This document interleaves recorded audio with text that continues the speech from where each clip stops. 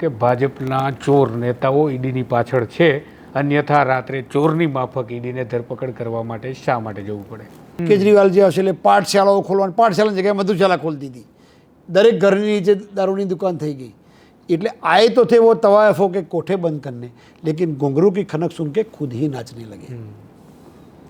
તો ભારતીય જનતા પાર્ટી નક્ષિક પાક સાફ થઈ અને કાયદો જો એમની સરકાર લાવતી હતી તો આરટીઆઈની એમ્બિડ કેમ ના કર્યો? સુપ્રીમમાં મેટર તો એટલા માટે ગઈ છે કે આરટીઆઈમાં જવાબ નહીં આપવાના કે તમને પૈસા ફ્યુચર ગેમિંગ. જો એક વાત, સેન્ટિયાગો માર્ટિન કોણ છે? તમે કીધું ભૂતકાળ ચકાસવાનું. આ ઈવીએમની વાત કરે છે, પણ એમને જાતે જ માતા મૂકેલી છે. માતા મૂકવાની વાત કરું છું, જે કોંગ્રેસે પોતે જ માતા મૂકી છે. ચૂંટણી માટે દારૂ અને ચવાણામાં પણ જોઈએ, આ પણ ઇતિહાસ છે. હવે એ મારો ઓન રેકોર્ડ તમારે કેવી રીતે કહેવાનું? કેજરીવાલ આપ ઇન્ટ્રોડક્ટરી લાઇનમાં કે હેડલાઇનમાં લેજો કે સ્વરાજથી શરાબ સુધીની આખી રાજનીતિ એમની આ ખુલ્લી પડી ગઈ છે. જે રાજાઓ એમની માતાના પેટમાંથી જન્મતા હતા, હવે પેટીએમથી જન્મે છે. રાજ્યસભામાં જે ઘર કરીને બેસી ગયા છે 25 વર્ષથી, આખી પૃથ્વી પર જેના 100 મત નથી, જેનો જનાધારમાં આખી પૃથ્વી ઉપર 100 મત અપાઈ ના શકે એવા રાજ્યસભાના મેમ્બર થાય. ગઈકાલે દિલ્હીના મુખ્યમંત્રી અરવિંદ કેજરીવાલની ધરપકડ થઈ. આમ આદમી પાર્ટીના સુપ્રીમો અરવિંદ કેજરીવાલની ધરપકડ બાદ હાઈ વોલ્ટેજ ડ્રામા આજે દેશભરમાં જોવા મળ્યો. આમ આદમી પાર્ટીનું એલાન છે 26 માર્ચના રોજ પ્રધાનમંત્રીના ઘરનો ઘેરાવો કરવાનો, પરંતુ તેમનો આક્ષેપ છે કે ભારતીય જનતા પાર્ટી અને પ્રધાનમંત્રી નરેન્દ્ર મોદીની સરકારના ઇશારે ઈડી તેમને પરેશાન કરી અને હવે ધરપકડ સુધી પહોંચી છે.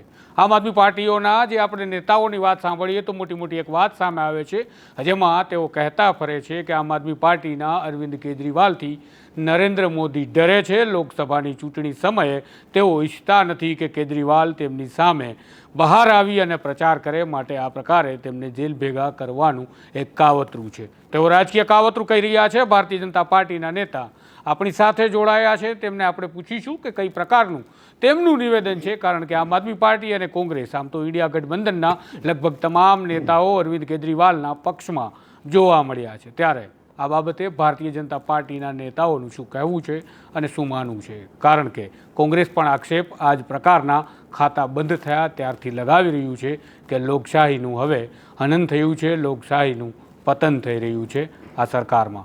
આપણી સાથે જોડાયા છે જયરાજસિંહ, કે જેઓ ગુજરાત ભારતીય જનતા પાર્ટીના પ્રવક્તા છે. તેમની સાથે અમે અમારા સાથી જયંત સાથે રાખી અને અમે આ દલીલ કરીશું, ચર્ચાઓ કરીશું, સંવાદ કરીશું અને મંથન કરવાનો પ્રયાસ કરીશું. તમારા કોઈ અભિપ્રાય હોય તો કમેન્ટ બોક્સમાં જણાવી શકો છો. જયરાજસિંહ, સ્વાગત છે આપનું નવજીવનમાં. નમસ્કાર. આમ તો અમારા પ્લેટફોર્મ પર તમે પ્રથમ વખત છો ભારતીય જનતા પાર્ટીના એક નેતા તરીકે. હાલ જે સ્થિતિ છે તેને વળગીને જ વાત કરીએ તો અરવિંદ કેજરીવાલ ગઈકાલે રાત્રે ઈડી તેમની ધરપકડ કરે છે અને આમ આદમી પાર્ટીના નેતાઓ કહે છે કે ભાજપના ચોર નેતાઓ ઈડીની પાછળ છે, અન્યથા રાત્રે ચોરની માફક ઈડીને ધરપકડ કરવા માટે શા માટે જવું પડે? જો એક વાત તુષારભાઈ, આપના નવજીવનના પ્રતિષ્ઠિત માધ્યમથી વાત કરું છું કે ઈડીનું કામ કરે છે, આઈટીનું કામ કરે, સીબીઆઈનું કામ કરે. અત્યારે આપણે પર્ટિક્યુલર અરવિંદ કેજરીવાલની વાત કરીએ, અરવિંદજીની, તો આ કેસમાં અગાઉ પણ 2 મોટા નેતાઓ જેલમાં જ છે. મુદ્દો લીકર પોલિસીનો છે.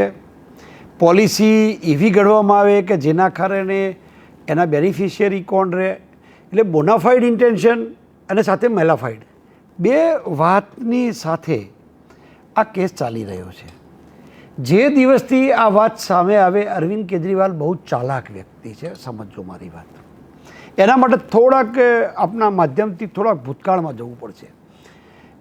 તમે 2007ની અંદર 2 વ્યક્તિઓ જે આ દિલ્હીના રાજકારણમાં કે દેશના રાજકારણમાં જાણીતા નહોતા, એવા 2 ચહેરાઓ, અરવિંદ કેજરીવાલ, મનીષ સિસોદિયા, એક એનજીઓની સ્થાપના કરે છે જેનું નામ છે પરિવર્તન. એ નોન રજિસ્ટર્ડ સંસ્થા થોડા સમય પછી બીજી એક સંસ્થા, એનજીઓ જ, નોન ગવર્મેન્ટલ ઓર્ગેનાઇઝેશન, અને એનું નામ છે કબીર. એક તમારી સંસ્થા છે તો બીજી કેમ સ્થાપના શરૂ કરો છો, ત્યાંથી આ આખી મોડસ ઓપરેન્ડી શરૂ થાય છે. આઈઆઈટીમાં ભણેલી એક વ્યક્તિ અથવા તો ઇન્કમ ટેક્સમાં હાયર ઓફિસ પોસ્ટ ધરાવતી, હાયર ઓફિસની વાત કરું છું, એવી વ્યક્તિ હંમેશા, તમે દુનિયાનો ઇતિહાસ જોઈ લો તો જેટલા ચાલાક વ્યક્તિઓ સારી દિશામાં હોય તો આવકારીએ છે, પણ ઘણી બધી દિશાઓ એવી પણ છે, હું કેજરીવાલજીની વાત નથી કરતો આમાં, પણ તમારી ચાલાકીની, હોશિયારી, ચાલાકી અને ચાલાકી જ્યારે વધુ પ્રમાણમાં જાય ત્યારે એ લુચ્ચાઈની દિશામાં પરિવર્તિત થાય છે. એટલે આ વાત કરું છું કે 2 NGOની સ્થાપના થાય છે. એક હતું તો બીજું કેમ, એના પછી ફંડ આવે પછી રોયલ મેક્સેસે એમને એવોર્ડ મળે છે. એવોર્ડ આપવાળી સંસ્થા કોણ? તો ફોરેનની એક ઇન્સ્ટિટ્યુશન, જે પાછી આગળ જતાં હવે અહીંથી વાત શરૂ થાય છે. હવે જે મુદ્દાથી જે રાજનીતિની શરૂઆત કરી, તો અરવિંદ કેજરીવાલ જાણીતા થયા આપણા દેશમાં કે ગુજરાતમાં અન્ના આંદોલનથી. અન્ના આંદોલન તરીકે ઓળખાય છે. અચ્છા, આંદોલનનો જે હેતુ હતો એ હેતુ કોંગ્રેસની જે યુપીએની સરકાર હતી એના ભ્રષ્ટાચારને ઉજાગર કરવાનો. ઇન્ડિયા અગેન્સ્ટ કરપ્શન નામની એક સંસ્થા, યુપીએનું આખું જે CAG મારફતે એનું જે ઓડિટ થયું, ગવર્મેન્ટના પ્રશાસનનું ઓડિટ, જનરલ ઓડિટની વાત કરું છું, એમાંથી પછી શું થયું, સુપ્રીમમાં નીકળી ગયા, એ બીજો મુદ્દો થાય છે. પણ જે 2G સ્પેક્ટ્રમથી ચાલુ કરીને પછી કોલસા કૌભાંડ, એટલે કોલસા કૌભાંડ આપણે જાણીતું છે, પછી આવંટન નહોતું થયું, સુપ્રીમે કાઢી નાખ્યું, એ બધો વિષય. પણ જેટલા મુદ્દા લઈને નીકળ્યા હતા એમાં જે વિસલ બ્લોઅર હતા, આપણા માધ્યમથી એમાં આ સંસ્થા છે, એવી પવિત્ર સંસ્થાએ જ્યાં છીએ, જ્યાંથી એક શબ્દ ખોટો પણ બોલીએ તો ગીતાજી કરતાં પણ વધુ પાપ લાગે એવું હું સ્પષ્ટપણે માનું છું. મહાત્મા ગાંધીજીના આદર્શો, એમના વિચારો, એમના સિદ્ધાંતો ઘણા ખૂબ જીવનમાં ઉતાર્યા પણ છે. આ જ સંસ્થામાં વાંચ્યા છે. એટલે આ પવિત્ર જગ્યાથી વાત કરું છું, મીડિયાના માધ્યમ કરતાં હું જગ્યાનું મહત્ત્વની વાત કરું છું. એટલે જે વિચાર લઈને, જે વાત લઈને નીકળ્યા હતા, એમાં અરવિંદ કેજરીવાલજી હોય, અન્ના હજારે હોય, કિરણ બેદીજી હોય, એનાથી આગળ વધીએ તો પ્રશાંત ભૂષણ હોય, સ્થાપકો, ફાઉન્ડર, જે આ સંસ્થા જે ઇન્ડિયા અગેન્સ્ટ કરપ્શનના નામે એક મિશન, જેથી દેશના લોકોની એક આશા જાગી હતી કે ભ્રષ્ટાચાર વિરુદ્ધની અંદર દેશની અંદર એક નવી દિશા, નવી ચિનગારી ફેલાઈ રહી છે. એટલે બાકીના કોમન લોકો એ વાતમાં આવે. આ તો મેં થોડાક નામ દીધા, જો હજુ આગળ હું તો કહું, યોગેન્દ્ર યાદવ, આશીષ ખેતાન, શાજિયા ઇલ્મી, આશુતોષ, અંજલિ દાલમિયા, એવા અનેક છે જે આ જાણીતા ચહેરા છે. એટલે હું વાત કરું છું, આ લોકોમાંથી આજે અરવિંદ કેજરીવાલ, મનીષ સિસોદિયા સિવાય એક પણ વ્યક્તિ એમની સાથે નથી. એટલા માટે નથી કે જે હેતુથી નીકળ્યા હતા એ હેતુ જળવાતો નથી. એ ફક્ત ને ફક્ત આખી દિશા સત્તાના માધ્યમમાં, એકવાર આખા પ્રોજેક્ટમાં અરવિંદ કેજરીવાલ એમ કે મારા બચ્ચાઓની કસમ, એટલે બાળકોની કસમ, હું રાજનીતિમાં નહીં આવું. રાજનીતિમાં આવ્યા પછી પાછા મારા બાળકોની કસમ, હું ભાજપનો ટેકો નહીં લઉં, કોંગ્રેસનો ટેકો નહીં લઉં. મારા બાળકોની કસમ, હું બંગલો, ગાડી નહીં વાપરું. આવા અનેક મુદ્દાઓ કે જે કેજરીવાલે જાહેરમાં પ્લેટફોર્મ પરથી પબ્લિક ડોમેનમાં બોલ્યા હોય અને પછી એના એ ફરી ગયા હોય, જેના કારણે એમની જે ક્રેડિબિલિટી છે, વિશ્વસનીયતા છે, એ ઘણી બધી ઓછી થઈ ગઈ. પણ આ રીતે આપણે નૈતિક રીતે જોવા જઈએ તો રાજકીય નેતાઓ ખૂબ ઓછા છે જેમની ક્રેડિબિલિટી ઉપર ભરોસો કરાય, કારણ કે બધા જ લોકો વચન આપીને બદલ્યા છે. ઘણા એવું કહેતા હતા કે અમે ક્યારેય ભાજપમાં નહીં જાય, હમણાં જ આવ્યા છે. અર્જુન મોઢવાડિયા તાજેતરનું ઉદાહરણ લઈએ તો, એટલે એ માત્ર વાતથી કોઈનું મૂલ્યાંકન ના, એટલે હું કેટલું યોગ્ય એના ઉપર વાત કરું છું. મૂલ્યાંકનની વાત કરું છું, એ કોઈની રિલેટિવિટી સાથે વાત નથી મારી. મારી વાત એ છે કે જે ઢોલ વગાડીને કહેતા હતા એટલે આ મુદ્દાનું મેં કર્યું છે. હું જે વેલ્યુ બેઝડ પોલિટિક્સ અને હવે બેઝડ વેલ્યુ પોલિટિક્સ થઈ, આ જાહેર જીવન ચર્ચાનો પણ વિષય છે. ભારતીય જનતા પાર્ટીના એક આગેવાન તરીકે વાત કરું છું. અત્યારે ભૂતકાળમાં હું કોંગ્રેસમાં તો ત્યારે પણ વાત કરતો કે વિશ્વનાથ પ્રતાપસિંહે પણ કહ્યું છે, મંજિલ છે જ્યાદા સફર એમનું પુસ્તક છે આત્મકથા, એમાં તમે જોજો તો વેલ્યુ બેઝડ પોલિટિક્સની વાત કરી છે. એ જ વેલ્યુ બેઝડ પોલિટિક્સની અનેક ધર્મગ્રંથોએ પણ કરી છે. એ તમે છેક લોકમાન્ય તિલકથી ચાલુ કરીને રાજા રામ મોહન રાયથી લઈને અનેક છેક મહાત્મા ગાંધી સુધી તમામ લોકોએ વેલ્યુ બેઝડ પોલિટિક્સની વાત કરી છે કે જાહેર જીવનમાં જેના મૂલ્યો છે એની કિંમત ગણાતી. મહાત્મા ગાંધીજીની પાછળ ક્રેડિબિલિટીની તમે વાત કરી, વિશ્વસનીયતાની, મહાત્મા ગાંધીજીના ઓશિકાની નીચે 1 કિલો ચરસ પકડાય તો પોલીસ એ જમાનામાં કે અત્યારે પણ ગાંધીજી ઉપર કેસ ન થાય. એવું કહેવાય કે કોણ મૂકી ગયું, કોનું ષડયંત્ર હતું એની તપાસ થાય. એટલે આટલી ક્રેડિબિલિટી ગાંધીજીની હતી. હવે એ મૂલ્યોની દિશાની તમે વાત કરતા હોય તો એ મુદ્દો આવે. રાજનીતિમાં મૂલ્યોનું સ્તર ઘણું નીચું ઉતર્યું છે, એમાં કોઈ બેમત હોઈ જ ના શકે. જ્યાં સુધી પાર્ટીના કન્સર્ન છે ત્યાં સુધી અત્યારે એવી સ્થિતિ છે કે લોકો ભારતીય જનતા પાર્ટીમાં આવે છે. એટલે ભાજપનો દોષ દેવાય છે કે ગમે તે લોકો લે છે. તમે થોડા સમય ભૂતકાળમાં તમે જોઈ લો. અથવા એવો વિષયાંતર નથી કરતો, ડિફર નહીં થવું, પણ થોડાક સમયની બે વાત એટલા માટે કહેવી છે કે આ પ્લેટફોર્મ પર એ વાત આવી છે. એટલે તો તમે 1989-90ની અંદર ચિમનભાઈ પટેલને ભારતીય જનતા પાર્ટી ભેગા લડ્યા પછી ભાજપની 67 બેઠક આવે છે, ચિમનભાઈની 69 ધારાસભ્યો ચૂંટીને આવે છે. 1992માં બાબરી ડિમોલિશન, 6 ડિસેમ્બર 1992માં જ્યારે બાબરી મસ્જિદ તૂટી પડી, બે જુદા પડ્યા, વચ્ચે વૈચારિક લડાઈ. જે તે વખતે તો સમાધાન હતું એ કોંગ્રેસથી સામેનું હતું. પછી જ્યારે સેક્યુલર ને નોન સેક્યુલરની વાત આવી, સાંપ્રદાયિકતાની, તો જનતા દળ જુદું પડી ગયું. વિચારધારા વિશ્વનાથ પ્રતાપસિંહ પણ જુદા પડ્યા.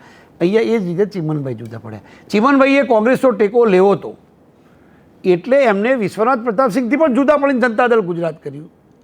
અને એ જનતા દળ ગુજરાત કર્યા પછી સીધા 32 ધારાસભ્યો, આમ 33 ચૂંટાયા હતા, પણ માધવી સોલંકીએ રાજીનામું આપ્યું હતું. એટલે 32 ધારાસભ્યોવાળી પાર્ટીમાં 69 ધારાસભ્યોવાળી પાર્ટી આવે એવું દુનિયાના કેસોમાં બહુ ઓછો ઇતિહાસ છે.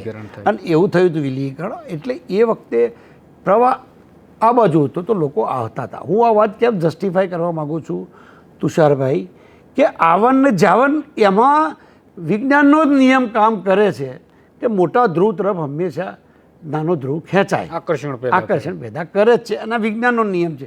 એ જ પછી શંકરસિંહજી વાઘેલા 46 ધારાસભ્યો લઈ અને આ જ ભારતીય જનતા પાર્ટી તોડી અને કોંગ્રેસમાં આવ્યા હતા, કોંગ્રેસે સ્વીકાર્યા હતા. 2007 અને 2012માં જોઈ લો, 7ની અંદર સુરતની અંદર ભાજપની અંદર રહેલું એક પાટીદાર જૂથ જુદું પડ્યું. બેચરભાઈ બાધાણી, બાલુભાઈ તંતી, બાકુભાઈ ઉઘાડ, ગોરધનભાઈ ઝડફિયા ખરા, એના પછી ધીરુભાઈ ગજેરાય ખરા, આ ઇતિહાસ સાક્ષી છે. તો એ પણ કોંગ્રેસમાં આવ્યો. તો આ બધા ટેન્યુરમાં. એના પછી અલ્પેશભાઈ ઠાકોરે આવે, હાર્દિકભાઈ પટેલ આવે, જિગ્નેશ મેવાણી આવે, અને કનૈયા કુમાર પણ આવે. આ બધા જ કોંગ્રેસમાં આવે તો કોંગ્રેસ સોનાની, કોંગ્રેસને ચાલે. તો કોંગ્રેસ કોઈ તોડતી નથી, કોંગ્રેસ લઈ લે છે.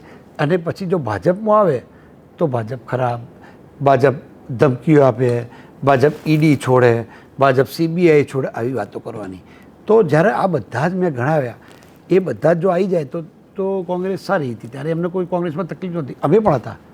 અમારી સામે અમે જ્યારે પ્લેટફોર્મ પર પાર્ટીમાં રાત દિવસ કામ કરતા હોય ને અમારી સામે એમને અમારા સાહેબ બનાવીને બેસાડી દેવામાં આવે તો અમને બળતરા તો થતી જશે ને. તો તમે અત્યારે ભાજપના કાર્યકર્તી અને ચિંતાની કોંગ્રેસ વાતો કરે. શક્તિસિંહ ગોહિલ સાહેબ જેવા વ્યક્તિએ પણ પ્લેટફોર્મ પરથી કહ્યું કે અમને પેજ પ્રમુખના ચિંતા થાય છે. ચલો, અમારે એના ઉપર બહુ જવું નથી. પણ આ પ્રક્રિયામાં આ બધી પ્રક્રિયાઓ આવન જાવનની ચાલુ રહે છે. એમાં અત્યારે જે આ મુદ્દો છે એ મુદ્દાની અંદર બહુ સ્પષ્ટ રીતે કહું કે તમે જે ગાય વગાડીને વાતો કરી હતી, બળાત્કારની એક ઘટનાને તમે ઇવેન્ટ બનાવો છો અને એ ઇવેન્ટ બનાવી અને તમે રાજકીય પાર્ટીમાં પ્રવેશ કરો. જનતાને જે આશા હતી એ મુદ્દાથી તમે ડિફર થાવ છો. તમને જનાદેશ આપ્યો છે લોકશાહીમાં, મુખ્યમંત્રી થયા, બીજી વાર જનાદેશ આપ્યો, ત્રીજી વાર આપ્યો, સંમત છું. અને લોકશાહીમાં ચૂંટાયેલી સરકાર છે. હા, દિલ્હીના પૂર્ણ રાજ્યનો દરજ્જો નથી એ વિષય પાછો અલગ ચર્ચાનો વિષય છે. પણ એક વાત તો બહુ સ્પષ્ટ છે કે આખા કેસમાં છેકથી છેક સુધી 100 કરોડનું જે કિકબેક જે છે એ સાબિત થયું છે. નામદાર સુપ્રીમ કોર્ટમાં જ્યારે આગોતરા એન્ટિસિપેટરી માટે ગયા છે ત્યારે ઓલરેડી ઈડીએ એને મૂક્યું છે. 7 થી 8 સમન બજાવ્યા છે. ચૂંટાયેલા એક મુખ્યમંત્રી માટે ભૂતકાળમાં નરસિંહ રાવ અને નરેન્દ્રભાઈ મોદી સાહેબ બંને, નરેન્દ્રભાઈ મોદી સાહેબની 8 કલાક એમને જવાબ આપવા નથી ગયેલા. વડાપ્રધાન હોવા છતાં મુખ્યમંત્રી હતા ત્યારે ગયેલા જ છે. નરસિંહ રાવ પણ વડાપ્રધાન હતા તો ગયેલા છે. તો કેજરીવાલે કાયદાનું સન્માન કરવું જોઈએ. શેના માટે સમનને ભાગતા ફરવાનું? હવે ધરપકડ થઈ એટલે પછી સત્તાનો દુરુપયોગ કરે છે એવું કહેવું એ આ કેસ પૂરતું વ્યાજબી નથી. પણ જયરાજસિંહ, જે પ્રકારે અત્યારે ચૂંટણીનો માહોલ પણ ચાલી રહ્યો છે, ગઈકાલે ધરપકડ થઈ, ત્યારબાદ આમ આદમી પાર્ટીના નેતા હોય કે વિપક્ષના નેતા હોય, તમામ લોકો કહી રહ્યા છે કે આ એક દબાણ છે ચૂંટણીને લઈને. જુઓ, આ દેશની અંદર ફેડરલ સિસ્ટમમાં હર વર્ષે દર 6 મહિને ચૂંટણીઓ આવે છે. માનો કે અત્યારે જનરલ સામાન્ય ચૂંટણીઓ ન હોત લોકસભાની, તો બીજા કોઈક રાજ્યોની ચૂંટણીઓ હોત. દેશની અંદર આપણી જે ફેડરલ સિસ્ટમ છે એ ફેડરલ સિસ્ટમમાં સતત એક વખત જ્યારે 52, 57 અને 62 પછી જ્યારે આ સિસ્ટમ કેવોસ થઈ ગઈ છે, એક સાથે ચૂંટણી વન નેશન વન ઇલેક્શનવાળી વાત પૂરી થઈ ગઈ, એના પછી હવે સ્થિતિ એવી છે કે દર 6 મહિને ચૂંટણી આવે છે. એટલે કોઈ પણ ઘટના બને તુષારભાઈ, એને સતત, તમારો મુદ્દો વ્યાજબી છે, પણ એને સતત ચૂંટણીઓ સાથે જોડવામાં આવે. દાખલા તરીકે શિંદે જુદે પડ્યા તો કે મહારાષ્ટ્રમાં ચૂંટણી માથા ઉપર હતી, તો એ ચૂંટણીઓ તો ક્યાંક ને ક્યાંક માથા ઉપર હોવાની જ છે. આટલું તો માનો છો કે નહીં? તો હમણાં લોકસભાની ચૂંટણી પૂરી થશે એટલે તરત જ પાછી બીજા 4 રાજ્યોની ચૂંટણીઓ આવવાની જ છે. એટલે હવે લોકશાહી દેશમાં, તમારા દેશમાં 29 રાજ્યો અને એની ચૂંટણીઓ તો વારાફરતી ચૂંટણીઓ તો આવી જ જવાની છે. એટલે ચૂંટણી કોઈ આમાં ઘટના કામ કરતી નથી. ઉપરથી હિંમતવાળા કહેવાય કે નહીં તો સામાન્ય ચૂંટણીની અંદર સહાનુભૂતિનું મોજું તો લાભ મળવાનો હોય તો કોને મળે? તો વિક્ટીમને મળે. તો એનો ડર રાખ્યા વગર કાયદાનું કામ કરે છે એમ માની, અને ભલે કાલ ચૂંટણી કેમ નથી, પણ તમે કાયદાનું સન્માન નથી કર્યું, તમારી ઉપર તપાસ છે અને નિર્દોષ હોય તો તમે રજૂ કરજો. આ દેશમાં ન્યાયતંત્ર છે જ. હા, એટલે પણ માની લઈએ એક વાત તમે જે કહો છો એ પ્રકારે કે ઇલેક્શનનું કનેક્શન તો દેખાવાનું, કારણ કે દર 6-8 મહિને ઇલેક્શન આવે છે. પરંતુ અરવિંદ કેજરીવાલનું જે અત્યારે લીકર પોલિસીનો જે કેસ છે, એ પોલિસીનો કેસ વર્ષ 2021થી જે છે એની તપાસ ચાલે છે. CBI દ્વારા તપાસ થાય છે, બાદમાં PML એડ થાય છે અને ED આવે છે. જે આખી પ્રોસેસ જે ચાલી છે એ પ્રોસેસ પણ ખૂબ લાંબી ચાલી છે. આ દરમિયાન આપણે એક વખત માની પણ લઈએ કે કરપ્શનના ચાર્જીસ હોવાના લીધે ધરપકડ સુધી એક મુખ્યમંત્રીને જવું પણ પડે, કારણ કે મુખ્યમંત્રી છે તો છેલ્લે તો નાગરિક છે, આપણે જવું પણ પડે છે. અને કોઈ પણ રાજકીય પક્ષનો તેની પાછળ હાથ પણ નથી અને ઇલેક્શનનું કોઈ મેટર પણ નથી. તો ઇલેક્ટોરલ બોન્ડને લઈને આક્ષેપ એ લોકો કરે છે કે જે આ જ ઘટના, જે આ જ પોલિસીની વાત છે, તેનો આરોપી જ્યારે ભારતીય જનતા પાર્ટીને ₹50 કરોડ ઇલેક્ટોરલ બોન્ડથી આપે છે તો એના જામીન મળે છે, જ્યારે અન્ય આરોપીઓ કે જે આમ આદમી પાર્ટીના નેતા છે, ડેપ્યુટી CM છે, છતાં નથી મળતા. તો આનું કનેક્શન ખરું કે નહીં? જો ઇલેક્ટોરલ બોન્ડની જે વાત છે ત્યારે એની જે સંવિધાનિક વાત છે એટલો મુદ્દો છે. આમાં બહુ ટેકનિકલ સમજણવાળો મુદ્દો છે, બહુ ઓછા લોકોના દેશમાં ખબર છે. ઇલેક્ટ્રોનિક બોન્ડ છે સામાન્ય રીતે આખી દુનિયામાં દરેક પક્ષોને ચૂંટણી ફંડ મળે છે. ચૂંટણી ફંડ મોટે ભાગે બ્લેક મનીમાં મળે છે. વ્હાઇટ મની તો ફક્ત દેખાડવા માટે મળે છે. હું વ્યક્તિગત ડિટેલમાં એક જવાબદાર વ્યક્તિ તરીકે બિલો સ્ટાન્ડર્ડ ના જઈ શકું.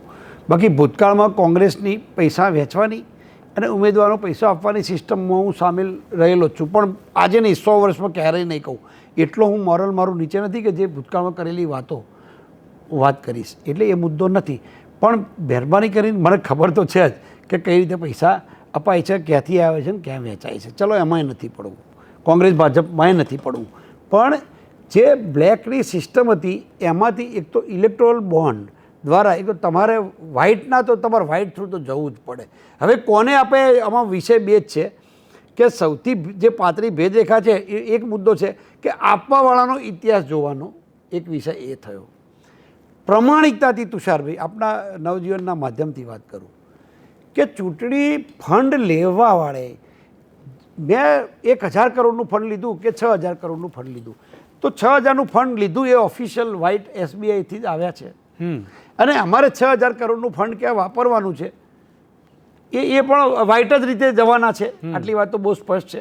6 આવ્યું છે, 6 જવાના છે, આટલી વાત સમજો. એમાં લેવા આપવાવાળા કોણ છે એ વાત સાથે ચલો એની તપાસ થશે, બધું થવાનું છે. એમાં ફરિયાદ થશે તો તપાસ થવાની જ છે. એ કંપનીની વિશે ફરિયાદ થશે એ પણ થવાનું છે. પણ કોણ આપે છે એ કરતાં અમે પ્રમાણિકતાથી કેમ કહીએ છીએ કે જે બ્લેકની જે હેરફેર થતી એની જગ્યાએ વ્હાઇટની થવાની છે. બીજું, અમને 6000 કરોડ રૂપિયા આપ્યા અને કોંગ્રેસને 500 કરોડ આપ્યા એ કોઈ મુદ્દો ના કહેવાય. એ વ્યવહારિક વાત એ તો જેને જેમ મજા આવે કરે એમાં આપણે હા હવે આપનો હું તમને સારો લાગે ભલે હું કોંગ્રેસમાં હોય તો સારો ઉમેદવાર છું અથવા તો મારી વ્યક્તિગત આપણી મિત્રતા છે મેં ભૂતકાળમાં ક્યાંક આપણું કામ કર્યું હોય અથવા તો મારી કામગીરી આપણે સારી લાગી હોય તો અચ્છા ભાજપ સારી એવું નથી કહેતો હજુ એનાથી આગળ વાત કરું સત્તાધારી પક્ષને સ્વાભાવિક છે કે સત્તાધારી કોઈ પણ પક્ષ હોય ભૂતકાળમાં ઇન્દિરા ગાંધીને બધા ડોનેશન કોંગ્રેસના મળતા જ હતા ને અને મળ્યા જ છે ને ભાઈ તમને ડોનેશન નથી મળતું તો તમે મહાત્મા ગાંધીથી શરૂઆત કરીએ તો દેશને આઝાદી અપાવવા માટે ઘનશ્યામદાસ બિરલા જેઆરડી ટાટાથી લઈ અને અંબાલાલ સારાભાઈ પ્રમાણિકતાથી કે જો મેં વાંચન આપણા નવજીવનની ચોપડી વાંચી છે આ બધા થકી એમના જ પૈસે એમના ત્યાં ઉતરતા હું આપને ફોટા બતાવું પણ ગાંધીજી સ્વીકાર મારી વાત હા એ જ કહું છું એને પવિત્રતા તો જુઓ અને આપણે ગાંધીજીને યાદ ના કરીએ આ પ્લેટફોર્મ પર તો બી ખોટું ને એટલે એ પૈસા પણ ક્રેડિબિલિટી હતી એટલે પૈસા ક્યાંથી આ એ કોઈ યાદ નહીં કર્યું સમજો મારી વાત મજાની વાત કરી તો આઝાદીનું આંદોલન થયું ત્યારે પૈસા જોઈએ વ્યવસ્થા માટે જોઈએ ક્યાંક કોઈને વાગ્યું હોય તો દવાખાનામાં માટે દવા માટે પણ પૈસા જોઈએ એટલું જ નહીં સાધન સંપન્ન લોકો એમની ગાડીઓ આપતા હતા ગાડા આપતા હતા માટે દારૂ અને ચવાણામાં પણ જોઈએ આ પણ ઇતિહાસ છે હવે એ મારો ઓન રેકોર્ડ તમારે કેવી રીતે કહેવાનું પણ વાસ્તવિક રીતે તુષારભાઈ એ બહુ સાચી વાત છે એટલે ત્યારથી લઈને એના પછી બીજો ટેન્યુઅર તમે જવાહરલાલ નહેરુનો તો ટાવરિંગ પર્સનાલિટી એની સામે કે જયપ્રકાશ નારાયણ રામ મનોહર લોહિયા ઓછા શક્તિશાળી અથવા પ્રતિષ્ઠિત નહોતા એવું કઈ રીતે કહી શકાય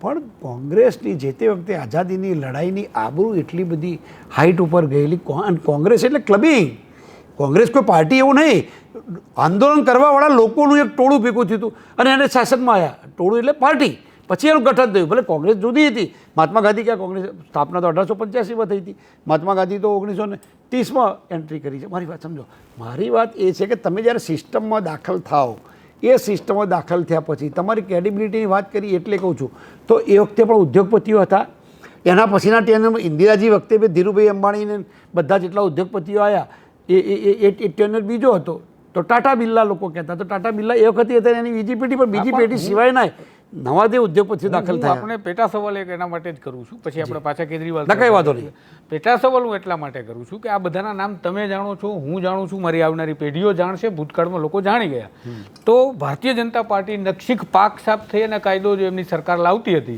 તો આરટીઆઈની એમ્બિડ કેમ ના કર્યો સુપ્રીમમાં મેટર તો એટલા માટે ગઈ છે કે આરટીઆઈમાં જવાબ નહીં આપવાના કે તમને પૈસા ફ્યુચર ગેમિંગ જો એક વાત સેન્ટિયાગો માર્ટિન કોણ છે તમે કીધું ભૂતકાળ ચકાસવાનું હા 100% કોણ સંમત છીએ ઈડી પહેલા જાય છે પછી પૈસા આવે છે પછી જામીન થાય છે પછી પૈસા હવે તો સુપ્રીમ કોર્ટે નામદાર સુપ્રીમ કોર્ટે જે ડોક્યુમેન્ટ આપ્યા છે અને એના જે યુઆઈડીએન નંબર આપ્યા છે યુનિક આઈડી નંબર એની સાથે કોમ્બિનેશન કરીને જોઈ શકાય છે કે પૈસા ભાજપને મળે છે હા સંમત હવે આમ આદમીને પણ મળી આવે તો મને વાંધો નથી અને ભાજપને મળી એમાં પણ વાંધો નથી એગ્રીડ એમ આમાંથી કોંગ્રેસ સામાન્ય નાગરિક ક્યારે સમજી શકે? એમાંથી સૌથી વધુ પૈસા એક વ્યક્તિગત એક કંપનીના સૌથી વધુ પૈસા તો પછી કોંગ્રેસને પણ ગયા છે ડીએમકે ને ગયા છે ગયા છે ડીએમકે બંગાળમાં ટીએમસી ને પણ TMC ને પણ ગયા બિહારમાં બીઆરસી ને પણ જાય છે એટલે વાત શું છે હું એ જ કહેવા માંગુ છું કે વાત એ જ હતી કે તમે તમારી ફંડ આપવાવાળી જે કંપની છે એ કંપની શું કામ કરે છે દાખલા કે ગેમિંગ કે ફ્યુચર ગેમિંગની કંપની છે તો એ કંપની લો હેઠળ રજિસ્ટર જ કેમ થઈ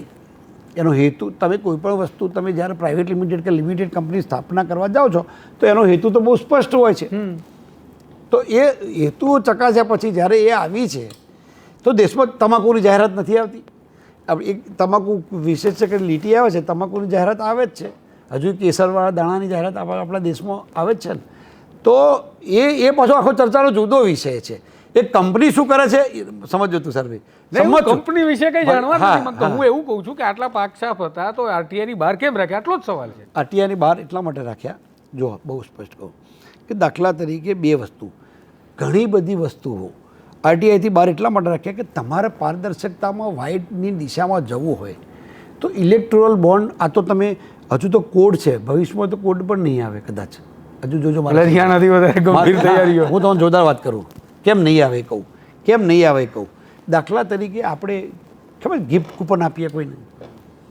સમજો આ વાત હું કોઈ ભાજપના પ્રવક્તા તરીકે વાત નથી કરતો એક કોમન મેન તરીકે આપણા માધ્યમથી લોકો વિઝન છે તો આપણે પહેલાં એક ગિફ્ટ આપતા હું તમને એક સરસ જગ આપું એક સરસ ઇસ્ત્રી ભેટ આપું ઘડિયાળ આપું હવે સ્થિતિ શું તક આપણે ઘડિયાળ બે છે તમારા કામની નથી એટલે તમે દીકરાને જ કોઈને આપી દો એમ એના કરતાં ધીમે ધીમે સિસ્ટમ એવી આવી કે સરસ ગિફ્ટ કૂપન આવી એટલે કોઈક સરસ એક વખત તો બધી વાઉચરો બધા આવતા અને વાઉચર સીધું તમે એપ્લાય રીડીમ થઈ જાય. રીડીમ થઈ જાય. સરવાળે હેતુ એવો છે કે સાવ કાળું નાણું વપરાય અને ધીમે ધીમે સિસ્ટમમાં આવે. આ સિસ્ટમ દુનિયાના અનેક દેશોમાં છે, એના ઉપર પણ એક આખી ડિબેટ થાય. ફક્ત ઇલેક્શન ફંડ ઉપર એક આખી ડિબેટ તમે કહેશો તો આપણે અનુકૂળતાએ તમારે કરીશું પણ ખરા. મારી વાત તમે સમજો. એટલે દુનિયાના તમામ દેશોમાં આ ફંડ આવે છે, આપવાના રસ્તાઓ માધ્યમો જુદું છે, ત્યાંની પરિસ્થિતિ પ્રમાણે આવે છે. એવા કેટલાય છે. દાખલા તરીકે કે તમે જે કંપની, એ જ કંપની તમે 5 વર્ષ પહેલાં જે 1000 કરોડ કોંગ્રેસને આપ્યા હોય તો એને જ ફરી આજે ભારતીય જનતા પાર્ટીને આપ્યા હોય.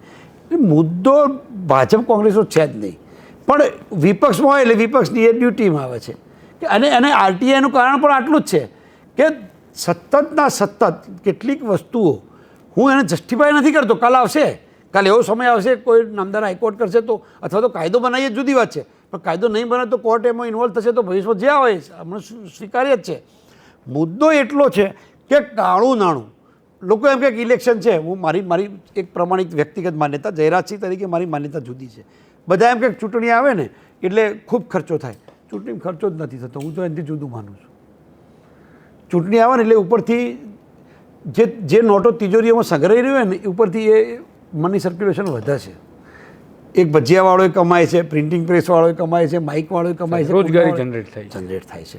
એટલું નહીં, ઉદ્યોગપતિઓના તિજોરીઓમાં સંગ્રહાયેલું કાળું નાણું પાછું બજારમાં આવે છે. કોનું શું ડઝન્ટ મેટર, કોણ વાપરે એ પણ મેટર નહીં. ભાજપ કોંગ્રેસ નહીં, પણ 10,000 કરોડ વપરાય તો સરકારના તો માંડ 500,000 કરોડ વપરાય. ઈવીએમમાં તો હવે વપરાતા નથી, હવે તો છપાવવાનું કશું હોતું નથી. ઓવરઓલ આપણને લાગે ખર્ચો થયો, પણ એક પેટ્રોલ ડીઝલનો બાદ કરી દઈએ તો બાકીનું બધી જ કરન્સી દેશમાં ફરે છે. અને 1,00,000 કરોડ, 20,000 કરોડ, 25,000 કરોડ રૂપિયા પાછા લોકો સુધી પાછા આવી જાય છે. એટલે ચૂંટણીથી એવું મની સર્ક્યુલેશન વધે પણ છે. ખાલી એક તરફી દિશામાં બીજી દિશામાં વિચાર ના કરીએ એવું નથી. એટલે આ કેજરીવાલને દાખલા તરીકે ધરપકડ થઈ, એમને પ્રોડ્યુસ કર્યા, એમને રિમાન્ડ આપ્યા. જો એ સાચા હોત ને તો વેરી ફર્સ્ટ ડે હાજર થઈ ગયા હોત, 10,000 લોકોને લઈને હાજર થઈ ગયા હોત. જેટલો પોલિટિકલ ઇવેન્ટ બનાવીને, ભૂતકાળમાં બળાત્કારની ઘટનાની ઇવેન્ટ બનાવેલી જ છે. એટલે બીજેપીએ પણ એજન્ડા બનાવ્યો હતો નિર્ભયા રેપ કેસની વારંવાર. એજન્ડા પાછળ કોણ હતું એ મને લેવા દેવા નથી. આગળના જે મોહરા છે મને આટલી ખબર છે કે ઇન્ડિયા અગેન્સ્ટ કરપ્શનના નામે આ બધું જ ચલાવ્યું. લોકોને વિશ્વાસ પણ થયો, કારણ કે પેલું કોમનવેલ્થમાં બીજા થોડા ઇસ્યુ બન્યા હતા. એના કારણે લોકોને વિશ્વાસ બેઠો કે ભાઈ ભ્રષ્ટાચાર બરાબર. અને હું આપને કહું કે ભ્રષ્ટાચાર એ રાજકારણની અંદર સૌથી મોટામાં મોટો ઇસ્યુ આ છે. આપે જે વાત કરી કે એસીબી, તો એસીબીનો વિષય તપાસ કરવાનો છે, કરપ્શન થયું છે કે નહીં. ઈડીનો વિષય છે મની લોન્ડરિંગનો છે, થયું છે કે નહીં. અને બાકીનું જે ન્યાયતંત્ર છે એ ન્યાયતંત્રના વિષય પ્રોસિજર ફોલો થાય છે કે નહીં, એટલો મુદ્દો છે. એક વાત તમને બહુ સ્પષ્ટતા સાથે કહું કે મોરલ ગ્રાઉન્ડ ઉપર કેજરીવાલ દાખલા તરીકે આપના માધ્યમથી છૂટી ના જાય એ વિષય કે અન્ના હજારેના ચેલા તરીકે આજે એમને પણ નિવેદન કર્યું, એમનું નિવેદન આજ આવ્યું. હું એક આપના માધ્યમથી ફક્ત એક મારો વસ્તુ આપને બતાવવા માગું છું કે એમને આ પત્ર લખેલો છે, બરાબર. અન્ના હજારેને ભ્રષ્ટાચારી કેજરીવાલની દારૂની નીતિ માટે ખુલ્લો પત્ર. આ ખાલી એક ટોકન રજૂ કરું છું, હું કોઈ મુદ્દો નથી. પણ એ પત્રની અંદર એમને સ્પષ્ટ રીતે કર્યું છે કે ઘણા દિવસોથી દારૂની વિશે જે સમાચાર આવી રહ્યા છે એ વાંચીને હું દુઃખી છું, બરાબર. એ બધું જવા દઈએ. પણ રાજકારણમાં આવતા પહેલાં એમને એક સ્વરાજ નામનું પુસ્તક લખેલું. એટલે કેજરીવાલ આપ ઇન્ટ્રોડક્ટરી લાઇનમાં કે હેડલાઇનમાં લેજો કે સ્વરાજથી શરાબ સુધીની આખી રાજનીતિ એમની આ ખુલ્લી પડી ગઈ છે. તમારે વાત તમે કરો છો પાઠશાલાની અને દિશા છે મધુશાલાની. તમારી વાત છે પાઠશાલાની, તમારી દિશા છે મધુશાલાની. હરિવંશરાય બચ્ચનની જે મધુશાલા છે એ વાત. એમ કે તમે નીતિ ઘડવાની હતી તમારા શિક્ષણની, તમારી નીતિ ઘડવાની હતી જોગી ઝૂંપડીઓની એટલે ગરીબોના આવાસની, તમારા નીતિ ઘડવાની હતી સામાજિક ન્યાયની, તમે નીતિ ઘડી આબકારી જકાત એટલે કે શરાબની. ઘણી બધી ડિફર વાતો આ તબક્કે છે અને છે જ. એટલે કેજરીવાલ આજે નહીં તો કાલે ખુલ્લા પડશે. એમનો દમ લાંબો ચાલ્યો છે. કોઈ દૂધે ધોયેલા આ બાજુ તે બાજુ કરતા કેજરીવાલને ખોટા છે, મને અન્યાય કર્યો છે, મને ખોટો પકડી લેવામાં આવે છે, આ બધી બિલકુલ વાહિયાત વાતો છે. બૂમરેંગ સાબિત થશે. અને આપ જોજો, પોલિટિકલ તો ગુજરાતમાં તો કોઈ ઇસ્યુ જ નથી, પણ એ સિવાય હવે કોંગ્રેસ, જે કોંગ્રેસની ફક્ત ને ફક્ત આખો આધાર પક્ષની રચના જ કોંગ્રેસના ભ્રષ્ટાચાર ઉપર થઈ છે, એ કોંગ્રેસ અત્યારે એને ટેકો આપે છે અને એ કોંગ્રેસને ટેકો આપે છે. આટલો મુદ્દો છે અને એના અમે કરતા નથી. બે પક્ષમાં છે. ભારતીય જનતા પાર્ટીમાં એવા કેટલાય લોકો છે કે જે ભૂતકાળમાં, એટલે ગઠબંધનની રાજનીતિની અંદર એક ધર્મ હોય છે. એક તમારા ગઠબંધનનો પોતાનો એક ધર્મ હોય. તમારો મિનિમમ કોમન એજન્ડા નક્કી થાય. મિનિમમ કોમન પ્રોગ્રામ જે આપણે CMP કહીએ ને, કોમન મિનિમમ પ્રોગ્રામ, બરાબર, CMP.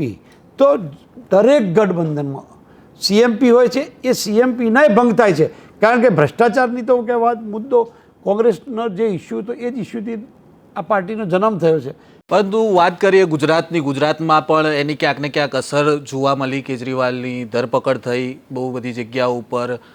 કોંગ્રેસના નેતાઓ પણ આમ આદમી પાર્ટીના નેતાઓ સાથે જોડાયા, વિરોધ પ્રદર્શન થયું અને આજે ઈશુદાન ગઢવીનું પણ જે પ્રદેશ અધ્યક્ષ છે એમનું નિવેદન આવ્યું કે ભાજપે ભૂલ કરી છે અને ભાજપને આ ભૂલ ભારે પડશે ઇલેક્શનમાં. જો હવે ભાજપને ભારે પડે તો ભાજપનો વિષય થયો. ભેંસના શીંગડા ભેંસને ભારે. આમના આંદોલન હું ત્યાં રહ્યો છું ઘણા વર્ષો સુધી, એટલે પ્રમાણિકતાથી કહું, ટીકા કરતો જ નથી હું. કોંગ્રેસની નીતિઓની વિચારધારાની ટીકા નથી કરતો. એમને જે નેતાઓની જે લીડરશિપની જે સ્ટાઇલ એક્ઝિક્યુશન એની સખત ટીકા કરું છું, સખત કરું છું. ઘણા બધા નથી કરતા, હું કરું છું. હું એ કરવાની મારી વાત એટલી છે કે કોંગ્રેસની અંદર બેઠેલો પણ એક કાર્યકર્તા રાજી થઈ જાય છે મારી વાતથી. કારણ કે જે વાત એની છે એ એના પ્લેટફોર્મ પર નથી કરી છે, એની વાત કરું. કોંગ્રેસનું કોઈ પણ આંદોલન, હું તમને કહું, leader who lead the people, નેતા એને જ કહેવાય. એ કોકનો નેતા હોય તો હું નેતા તો કોનો, તો 5 જણનો નેતા હોવો જોઈએ. કોંગ્રેસના નેતાઓ, કોંગ્રેસમાં કેવું છે, બધા વેપારી છે, ગ્રાહક કોઈ નથી. તુષારભાઈ, કોઈ ગ્રાહક જ નથી, બધા જ વેપારી. એટલે સ્થિતિ એવી થઈ કે કોંગ્રેસ આંદોલન કરે, દાખલા તરીકે આશા વર્કરનું આંદોલન કરે, એક પણ આશા વર્કર એમાં હોય નહીં. એક ફિક્સ ટોળું છે 200, 300, 400 જણનું. તમે વલસાડમાં આંદોલન કરો તો એ 400 જણા હોય, તમને બનાસકાંઠામાં એના એ જોવા મળે. ના જોજો તમે, હવે કદાચ તમારા કેમેરાની આંખ આગળ એનો અભ્યાસ બી કરી લેજો. એકના એક ટોળું ફર્યા કરે, એકના એક ટોળું વહીવટ કરે, એકના એક ટોળું નેતાગીરી કરે, એકના એક ટોળું સ્ટેજ ઉપર બેસે, ટિકિટોની યાદીઓ ઝેરોક્સ કાઢે છે, ઝેરોક્સ કાઢે છે. મરી ગયા હોય એટલાને બાદ કરવાના તુષારભાઈ, બાકી બધાને ઝેરોક્સ કાઢે. તમે ચૂંટણી સમિતિ તો ઝેરોક્સ કાઢવાની, જેટલા બાદ નવા આવ્યા હોય એ મરી ગયા હોય એટલા જ બાદ રિપ્લેસ કરતો. પછી રાજ્યસભામાં જે ઘર કરીને બેસી ગયા છે 25 વર્ષથી, આખી પૃથ્વી પર જેના 100 મત નથી, જેનો જનાધારમાં આખી પૃથ્વી ઉપર 100 મત અપાઈ ના શકે એવા રાજ્યસભાના મેમ્બર થાય. હું તમને નામ આપું તો વ્યક્તિગત થાય તો તમે અભિષેક મનુ સિંઘ, આ વખતે રાજ્યસભાની યાદી કોંગ્રેસની જોઈ લો. એકે માણસે ફિલ્ડમાં મોકલો તો કોઈ ચણા ના આપે. નામ મોટા, અભિષેક મનુ સિંઘ બી મોટા સુપ્રીમ કોર્ટના કેજરીવાલના વકીલ છે. બધું જ એમાં કોઈ સવાલ જ નથી. એમના વકીલ તરીકે મુબારક, જોરદાર સલામ છે, એમાં કોઈ ના નહીં હોઈ શકે. જનતાની અદાલતમાં, લોકશાહીમાં તમારે માથા કાપીને રાત ભેગા કરવાના, એ માથા વધેરવાની જગ્યાએ વધારવાના છે. એટલે જે માથા કાપીને રાજ મળતા હતા, અત્યારે માથા ભેગા કરીને રાજ મળે. જે રાજાઓ એમની માતાના પેટમાંથી જન્મતા હતા, હવે પેટીએમથી જન્મે છે. સાચી વાત છે, સમજો. હવે પેટીએમ જન્મે એટલે મારી આ લોકશાહીની મારી વ્યાખ્યા છે. Of the people, by the people, for the people, લોકોનું લોકો માટે, લોકો વડે નહીં. આ સાચી લોકશાહીની વ્યાખ્યા છે કે માથા કાપીને રાજ મળતા, યુદ્ધો થતા, લશ્કર લડતા, લોહીની નદીઓ વહી જતી, બેન બિચારો ભાઈ ગુમાવે, પત્ની પતિ ગુમાવે, કોઈ માતા દીકરો ગુમાવે અને લશ્કર લડી જાય, સ્ત્રીઓ બિચારી અનાથ થઈ જાય, વિધવા થાય ને રાજા બીજું રાજ મળે. એની જગ્યાએ લોહીનું એક ટીપું ધરતી પર પડે નહીં અને આખી રાજસત્તા બદલાય. એનું નામ લોકશાહી. અને એ લોકશાહીમાં જનતાની અદાલતમાં તમારે જ્યારે જવાનું હોય ત્યારે જનાધાર તમારો જોઈએ.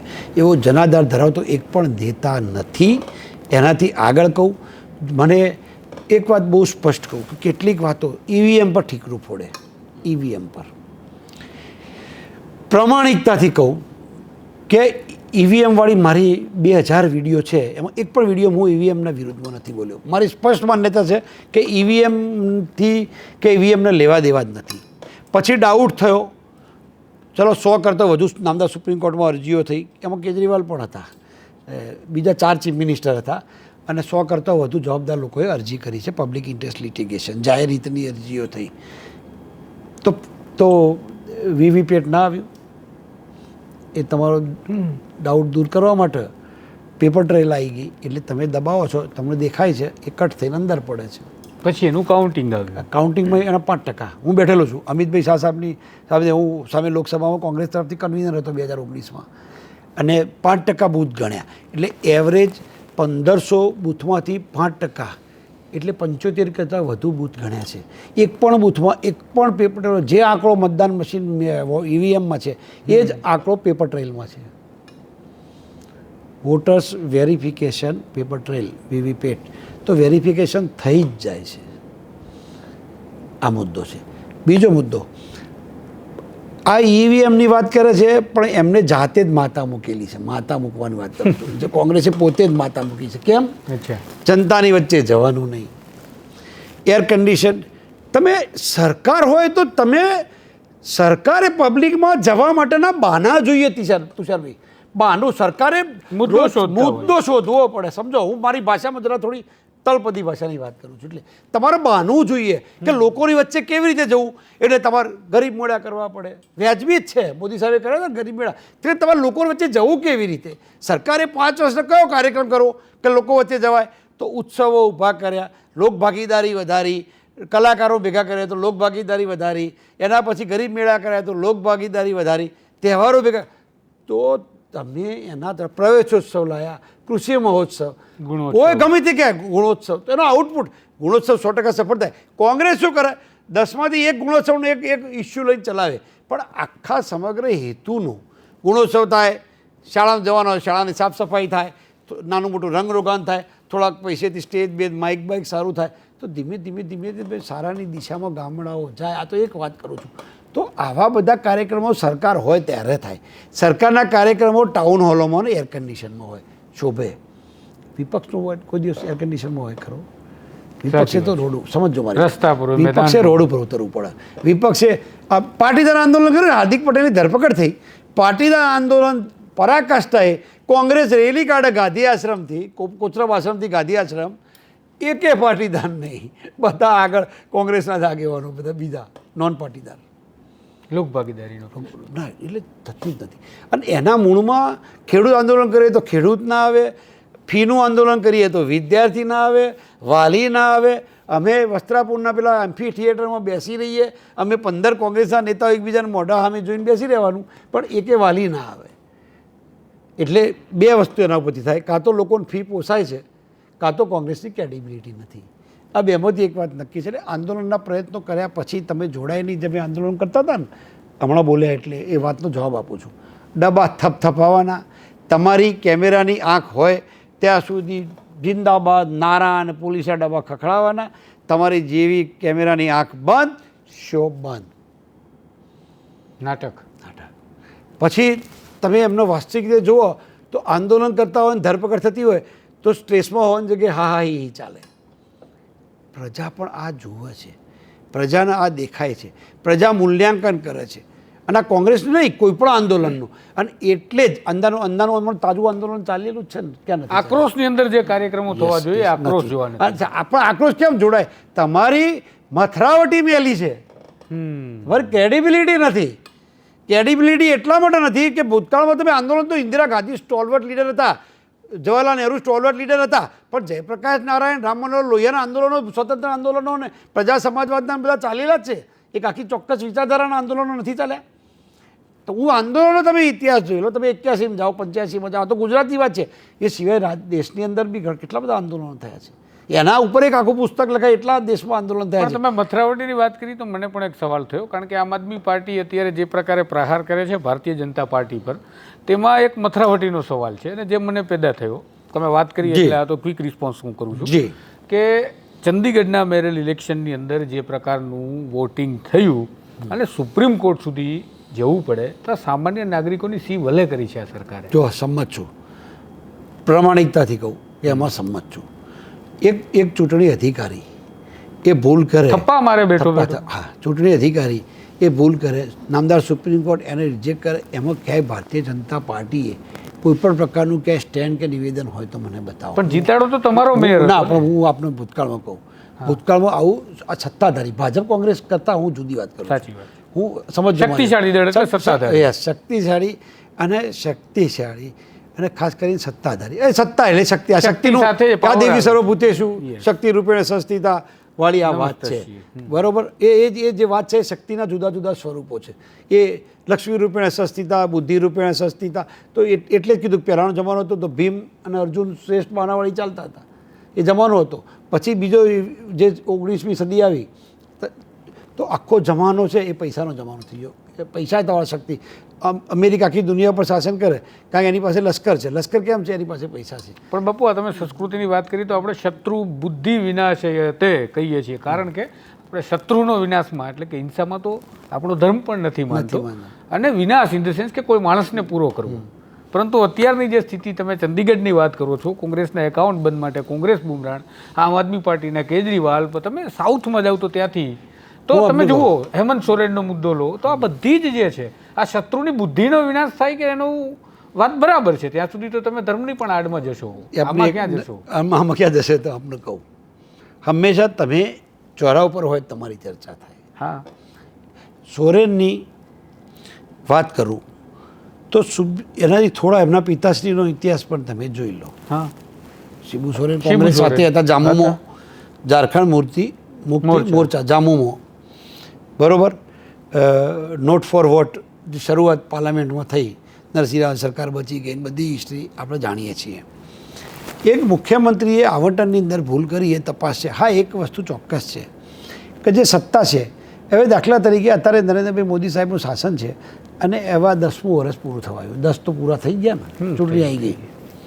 10 વર્ષમાં મને એક પણ વિપક્ષની ભૂમિકા જો તમે બરાબર બજાવતા હોય તો તમને કોને ના પાડી છે? મને એક વાત સમજાવો, કોને ના પાડી છે? તમારી નજરની સામે કોઈ પણ ઘટના બજાવે. દાખલા તરીકે યુપીએ સરકાર હતી, તો યુપીએ સરકાર હતી અને કોલ માઇન્સ આવર્તનની વાત આવી. અચ્છા, વાંચ્યું આવી ઇરેગ્યુલારિટીઝ, અનિયમિતતાઓ. પછી એમાંથી અનિયમિતતામાંથી તમે મેલાફાઇડ બોનાફાઇડ થાવ, ભ્રષ્ટાચાર કર્યો, કરપ્શન કર્યું, મની લોન્ડરિંગ, બધા વિષયો પછી ઇન્વેસ્ટિગેશનની વાત છે. ઇન્વેસ્ટિગેશન વિષય થયો. તો સરકાર હતી, મને 10 વર્ષમાં એક પણ કૌભાંડ બતાવો, એક પણ કૌભાંડ સમજો. હા, ઇરેગ્યુલારિટીઝ, અનિયમિતતાઓનો મુદ્દા આવે, તમારી નીતિઓની ટીકા થાય, એ તો કોઈ સાંભળતું જ નથી બાપુ. આ આક્ષેપ એવા લાગે છે. કોને? મને એક વાત સમજાવો કે કોણ ક્યારેય અત્યારે મુદ્દો લઈએ કે જે દિવસે ઇલેક્ટોરલ બોર્ડને સુપ્રીમ કોર્ટ આદેશ આપે છે, એસબીઆઈ જવાબ નથી દેતી, અને બાદમાં જ્યારે જવાબ પણ આડોવડો આપે છે, બંને છૂટા ડોક્યુમેન્ટ આપે છે સુપ્રીમને. આપણે આપણા બાપ તરીકે જેને જોઈએ છે, એમને પણ એમાં ભારતીય જનતા પાર્ટી શું એ જ કરે? દિવસે પ્રધાનમંત્રી નરેન્દ્ર મોદી આ જ કહાની સંભળાવતા હતા તામિલનાડુમાં કે આ કોંગ્રેસે આ કર્યું, પહેલાં આ કર્યું, પણ આ ક્વિક ચેનનું કોની પાસેથી કઈ કંપનીનું પેમેન્ટ આવ્યું? તમે ગેમ્બલિંગ, તમે કહેતા હતા ભૂતકાળ જુઓ, કોની પાસેથી આવ્યા? પણ એટલે એ જ કહું છું, મારી વાત, માર્ટિન કોણ? તમે જુઓ યાર, લોટરી કૌભાંડ જેના નામે છે એના પૈસા આવે છે બંગાળમાં. તમે જુઓ, મેગા ઇન્ડસ્ટ્રીઝ કોન્ટ્રાક્ટ આપે છે, મળે છે, ઈડીની તપાસો. પણ અને ક્વિક ચેન તો આપણે અહીંયા ગુજરાતમાંથી જે ચાલે છે, એટલે એ તપાસ, ઈડીની તપાસ અમે જોતા હતા કે આમાં 2 જ નામ નથી આવતા. નામ કોઈ નથી બોલતું, હું તો બોલું છું કે રિલાયન્સ ને અદાણીના નામ કેમ નથી આવતા. અમે હજી અભ્યાસ કરીએ છીએ. અમને હજી ડાઉટ છે કે સેલ કંપનીઓથી પૈસા ગયા છે. અને અમને તો ત્યારે પણ હતો જ્યારે બોર્ડ, ઇલેક્ટ્રોલ બોન્ડની સ્કીમ. બાપુ મજા આવશે એક વાત કરું તમને, હું ત્યારે અભ્યાસ કરતો જર્નલિઝમ, અને મને મારા ભાગમાં સબ્જેક્ટ જ કુદરતી આવો દીધો કે ઇલેક્ટ્રોલ બોન્ડ વિશે અભ્યાસ કરો. અને હજી મારી જોડે રિસર્ચ પેપર પડ્યા છે, મારે બાકી છે. ના ના, ખરેખર તમે કાયદો સરકાર લાવીને ત્યારની વાત કરું છું. મને મારા સાહેબે અહીંયા જ આપ્યા હતા, આ જ નવજીવન, અહીંનો જ વિદ્યાર્થી. અને મારા રિસર્ચ પેપરની અંદર મેં ત્યારે લખ્યું હતું કે જ્યારે આ ખુલશે ત્યારે દેશનું મોટું કૌભાંડ છે, પણ સત્તા છે ત્યાં સુધી આનું. પણ આ તો સુપ્રીમ કોર્ટ બધા જ્યુડિશિયરી ઉપર કહે છે કે ઘણી વખત સત્તા હાવી થતી હોય છે, થતી હશે, હું નથી માનતો આ વખતે કે આ કેસમાં ન થયું, પણ સીધી ચૂંટણી ડિક્લેર થઈ ગઈ. જો હવે જ્યુડિશિયરી આવીનો મુદ્દો આપણે કહ્યો તો એમાં એક વાત બહુ સ્પષ્ટ કહું, આપણે કોઈ કોમેન્ટ આ દેશમાં આપણે કે દુનિયામાં કે જ્યુડિશિયરી ઉપર જનરલી આપણે આપણા બંધારણે છૂટ આપી, પણ જનમાનસની અંદર જનમાનસની અંદર અને આપણા બંધારણમાં પણ સૌથી વધુ કોઈનું મહત્ત્વ તો આર્ટિકલ 19નું ફ્રીડમ ઓફ 19 yes. એક્સપ્રેશનમાં આપેલું છે. આર્ટિકલ 90માં ફ્રીડમ ઓફ એક્સપ્રેશન સ્પષ્ટ રીતે આપણને આપેલા છે. અને આપણે બધા ભેગા મળીને ચલો ને ભેગા મળીને આજે નહીં તો કાલે એક વાત બહુ સ્પષ્ટ આરટીઆઈનો કાયદો પહેલાં જે ફક્ત ને ફક્ત તમે વિધાનસભા અને લોકસભામાં કોણ લાવ્યું એ કરતાં આપણે જે વાત કરીએ છીએ કે જે વસ્તુ ખાસ આદમી પાસે હતી સત્તા કે લોકસભાના સભ્યો અને વિધાનસભાના સભ્યો જ માત્ર માહિતી માંગી શકતા ફ્લોર ઉપર, એટલે ખાસ આદમી પાસે સત્તા હતી એ આમ આદમી પાસે જતી રહી આરટીઆઈના કાયદા દ્વારા. અને એનો કાયદો સમાજના બધા વિસ્તૃત વિશાળ અને સારો વિશાળ ફલક પર રહે છે. કાળક્રમે એમેન્ડમેન્ટ આવે, સુધારા થાય, ક્યાંક રાજકીય પક્ષો થોડી અનુકૂળતા કરે, એ કમિશનમાં માણસો બેસાડે, સમજી શકાય. મારી વાત સમજો ક્યાંક એના જ વસ્તુનો તમે લોકાયુક્તનો કાયદો તમારો ફેડરલ સિસ્ટમ ઓફ સ્ટેટને કીધો તો કર્ણાટકે જુદો કર્યો, ગુજરાતમાં અલગ છે, પાછો દિલ્હીમાં લોકપાલને લઈને જે કેજરીવાલ દિલ્હીમાં જાય હતા, કેજરીવાલ લોકપાલનું ત્યાં પીલું વાળી દીધું. સમજો મારી વાત. તો એ ફેડરલ સિસ્ટમની અલગ વિષય છે. અને એકલા કેજરીવાલની નથી કહું છું, ગુજરાતમાં હતા કોઈ પૂછો કે લોકપાલ કે લોકાયુક્ત ક્યાં છે તો કર્ણાટકમાં જઈને પૂછો તો એ સ્થિતિ એવી છે. પણ આપણી આખી સિસ્ટમમાં એ વિજિલન્સ હોય, એન્ટી કરપ્શન બ્યુરો હોય, એ મોનિટરિંગ સેલ્સ હોય, પછી લોકાયુક્ત હોય, નામદાર કોર્ટો હોય, આ બધી જે આપણી ખાસ કરી અને જે ઉપર ચેકમેટ માટેની જે સિસ્ટમ છે એ સિસ્ટમ સાઉન્ડ આજે નહીં તો કાલે થવાની છે. એટલે એ માધ્યમો ધીમે ધીમે આગળ આવશે. એટલે આપણે ભેગા થઈ અને એવી સિસ્ટમ બનાવી. એટલે મેં આરટીઆઈ કાયદો વાત કર્યો. પહેલાં ઇન્ફોર્મેશન નહોતી. જે દાખલા તરીકે આપણું મીડિયા તો ફક્ત તંત્રી, ફક્ત એડિટર એ વાત ધારે એટલી જ વાત લોકો સમક્ષ જાય. આજે આખો ધરમૂળથી ફેરફાર થઈ ગયો છે. તમે જુઓ આજે નહીં કોઈ ઓડિટ, નહીં કોઈ તંત્રી, નહીં કોઈ મંજૂર કરાવવાનું, અને તમે તમારી વાત તમારા પ્લેટફોર્મ પર મૂકી દો છો. સારી વાત. તમે પાછું મને જોખમ યાદ કરાવો, એક પોલિસી તમારી સરકારે ડ્રાફ્ટ પણ મૂક્યો છે જે અમને તમે કહો છો કે આ બધું બંધ કરાવવા માટે છે. એવું ના, એવું નથી સોશિયલ. હું કહું એ તો કાબે અર્જુન લૂંટ્યો વહી ધનુષ વહી બાણ. તમે વાત સમજો. પણ મારી વાત જુદી છે. હું જે વાત કરું છું આપણો ભવિષ્યમાં ઉજ્જવળ ભવિષ્યની આપણા બધા ભેગા થઈ અને સુફિયાણી વાતો નથી કરતા. પણ એક વાત તો ચોક્કસ છે કે તમે ગમે તે કરો, ટીવીના માધ્યમો પહેલાં છાપા વાંચતા 24 કલાકે આવે, અત્યારે એક ક્ષણ પછી બનેલી ઘટના બીજી ક્ષણે જોઈ શકાય. તમારે જે પ્રશ્ન પૂછવો છે એ પૂછી શકો. પ્રત્યેના માધ્યમો વધ્યા અને જે વાત માધ્યમ છે આટલી ખુલીને વાત કરવાના આ પ્લેટફોર્મમાં વધ્યા છે. આટલી જ બધી વાત ટીવીના માધ્યમો કે શક્ય છે તો ઓટીટીના પ્લેટફોર્મ આવ્યા છે. એટલે જે અધિકારી જે ખાસ આદમી પાસે આમ આદમી પાસે આવી જ ગયો છે ને, તમે સમજો.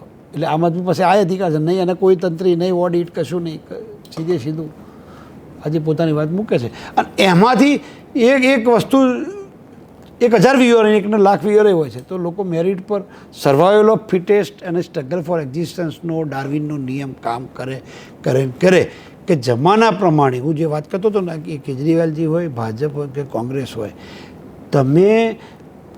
હું વિજ્ઞાનનો વિદ્યાર્થી છું એટલે હું ભણ્યો છું કે આપણી આસપાસની બદલાતી પરિસ્થિતિ પ્રમાણે સજીવો જીવ માત્ર એને અનુકૂળ થવા કોશિશ કરે છે અને જે કોશિશ નથી કરતા એ ઘસાઈને નાશ પામે છે. આવી ગોખેલી વ્યાખ્યા હું વિજ્ઞાનનો વિદ્યાર્થી છું. અમે 12માં 11માં લખતા ડાર્વિનના નિયમમાં. આજે પ્રસ્તુત જ છે ને, તો સમજો. કોંગ્રેસ એ કેમ ડાયનોસોર થઈ ગઈ? કોંગ્રેસને ડાયનોસોર થવાનું કારણ પણ આ જ છે.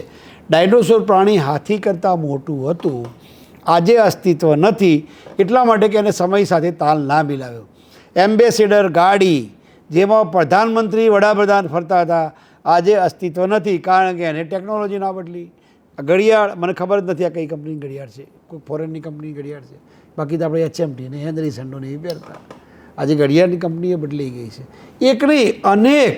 તમે ફોન, આ આઈફોન, પેલો થોડો સમય પહેલો બ્લેકબેરી, એના પેલો મોટોરોલા, એના પહેલાં નોકિયા, એક સેકન્ડમાં STD, PCO, તમે કેટલી ફાસ્ટ. એટલે હા, એ તો પ્રધાનમંત્રી મોદી પણ કહે છે કે હું AI નો ખૂબ ઉપયોગ ચૂંટણી પ્રચારમાં પણ. હા, તો એટલે એનો પછી હવે ચાર્લ્સ ચોપરા એક્સ્ટ્રા ઓર્ડિનરી ભણેલો વ્યક્તિ તો એના ઉદાર હસ્તે ઉપયોગ કરે, વિનાશ સર્જો. આપણે એનો મતલબ એવો નહીં કે આપણે નેગેટિવ દિશામાં જઈએ, પણ એક વાત બહુ સ્પષ્ટ છે કે ટેકનોલોજી, વિચાર આ બધું સમન્વય કરતાં આપણે પ્રાર્થના કરીએ કે આપણો દેશ ખૂબ આગળ જાય.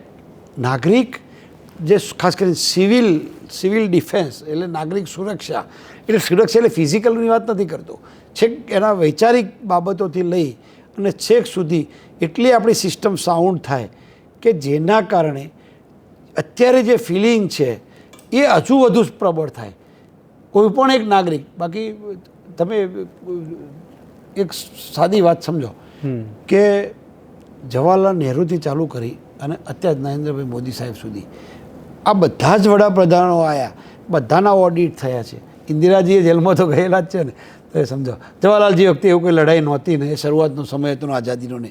બાકી નરસિંહરાવજીએ એનો ફેસ કરેલું છે.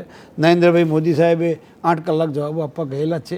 ગૃહમંત્રી અમિતભાઈ હતા તો બી એ જવું જ પડ્યું છે. એટલે આ દેશની અંદર લોકશાહીમાં પાર્ટી ગમે તે હોય હજુ પણ કાયદાનું કામ કરે છે. મહદઅંશે વધારે ઓછું એવું બની શકે. સત્તાના સ્થાને સત્તાના દુરુપયોગનો પાછો મિસયુઝ ઓફ પાવરનો આખો વિષય જુદો છે, એના ખૂબ દિવસો જાય એટલે એમાં પડવું નથી.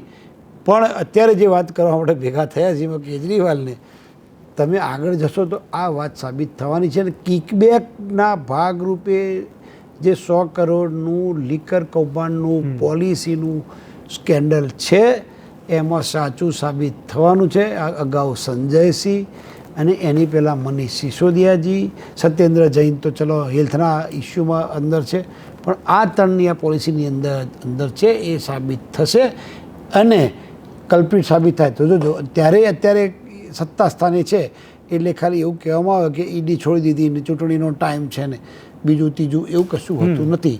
કેજરીવાલજીને એની સોશિયલ કે પોલિટિકલ ઇમ્પેક્ટ તમે જોઈ લો તો 544 સીટમાં દિલ્હીની સીટ 7, પંજાબની સીટ 7, હરિયાણાની 7, એમ એવરેજ 20 સીટ છે. 20 એમને આપી દો એટલી જે વાત કરી એ કોઈ એવી ઇમ્પેક્ટ નથી કે જેના કારણે કેજરીવાલજીને પૂરી દઈશું એટલે કેજરીવાલજી સભાઓમાં નહીં જાય, કેજરીવાલજી બહાર નીકળશે એટલે જોરદાર કરશે. પણ જે વાતો એમને ફેલાવી હતી કે કેજરીવાલ આવશે એટલે કરપ્શન બંધ કરી દેવાનું છે, કેજરીવાલજી આવશે એટલે પાઠશાળાઓ ખોલવાની, પાઠશાળાની જગ્યાએ મધુશાળા ખોલી દીધી, દરેક ઘરની નીચે દારૂની દુકાન થઈ ગઈ. એટલે આए तो थे वो तवायफ हो के कोठे बंद करने, लेकिन घुंघरू की खनक सुन के खुद ही नाचने लगे. જી, તો આ હતા ધીરાજસિંહ, જેમની સાથે આપણે વિગતવાર ચર્ચા કરી કે તેમના પર જે આરોપ લાગી રહ્યા છે એટલે કે તેમના ભારતીય જનતા પાર્ટી પર, તેના વિશે તેમનું શું માનવું છે, તેમની પાર્ટી શું કહે છે. તમે જાણ્યું, તમે સાંભળ્યું કે ભારતીય જનતા પાર્ટી આ બાબતે શું કહે છે. ચાહે કોંગ્રેસની વાત છે, ખાતાબંધીની કે પછી કેજરીવાલની ધરપકડની. હાલ અરવિંદ કેજરીવાલ ઈડીની કસ્ટડીમાં છે, તેમના રિમાન્ડ માટેની માંગણી થઈ ચૂકી છે. હજુ પણ તેની દલીલો ચાલે છે તેવા અપડેટ મને લાસ્ટ અત્યારે તમારી સાથે વાત કરું છું ત્યારે મળે છે. અને તે મામલે જે નિર્ણય થશે તે હવે કોર્ટ કરશે કે કેજરીવાલને રિમાન્ડ હેઠળ અને કેટલા દિવસના રિમાન્ડ હેઠળ મોકલવા ઈડીની કસ્ટડીમાં, અન્યથા તેઓને જ્યુડિશિયલ કસ્ટડી આપવી કે શું. આ બધી જ સવાલોના જવાબ આપણને આપી શકશે જ્યુડિશરી એટલે કે ન્યાયતંત્ર. પરંતુ આજે આપણે જે વાત કરી છે તેમાં તમારા કોઈ પણ સવાલો હોય, તમને લાગતું હોય કે તમારા કોઈ પણ સવાલો છૂટી ગયા અથવા તો આ પ્રકારનો સવાલ તમે ગેસ્ટને કર્યો હોત તો સારું હોત, તો તમે અમને કમેન્ટ બોક્સમાં જણાવી શકો છો, જેથી અમે આગામી ઇન્ટરવ્યૂઝની અંદર તેનો ઉપયોગ કરી તમારા સવાલોનો તમને જવાબ મળે તેના માટેનો પ્રયાસ કરીશું. નમસ્કાર.